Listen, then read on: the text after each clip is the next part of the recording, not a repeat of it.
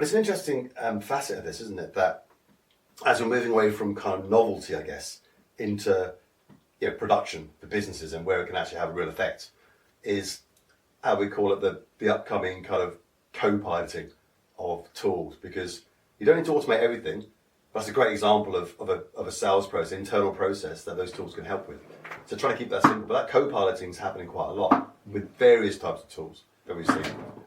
Interpreter, for instance, ChatGPT Interpreter, which I think launched, was in beta for a couple of months and launched probably about a week and a half ago now. Fascinating stuff. What I've been doing, lots of different things. Yeah. But one thing, I'll tell you what, we were chatting earlier about it, and it's such a small thing, but sometimes they're the magic moments with some of this technology.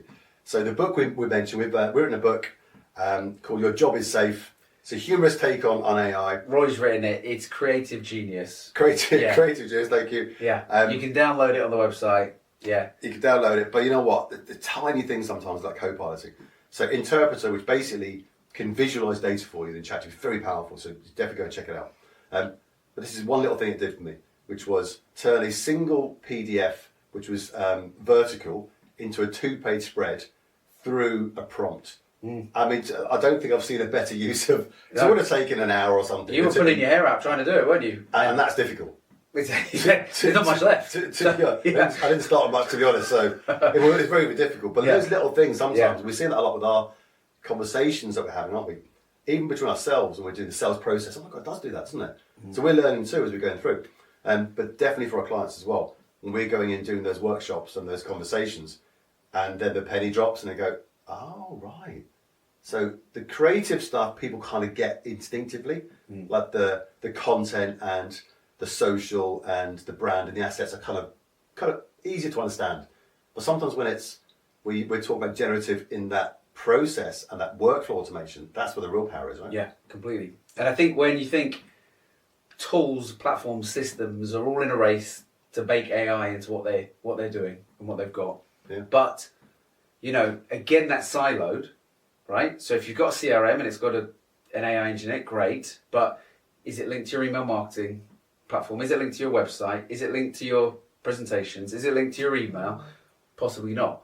And the real opportunity, over the next few years is being able to put a strategy and a plan together that takes the right data from inside your organization, trains your own private model, and then, as you said, co-pilots your staff to be able to work at a much, much more efficient or effective rate. And then the question becomes, well, what do you do with time if you free it up, and where do you spend it? What do you automate? What don't you automate? I think we're in a stage where it's the co-pilot's a great term, right? Because it's tech augmenting humans, helping us do a better job. That's what it is right now. In future, sure, tech is going to automate vast parts of society and not have any human interaction. We're going to talk about one of those things later on today.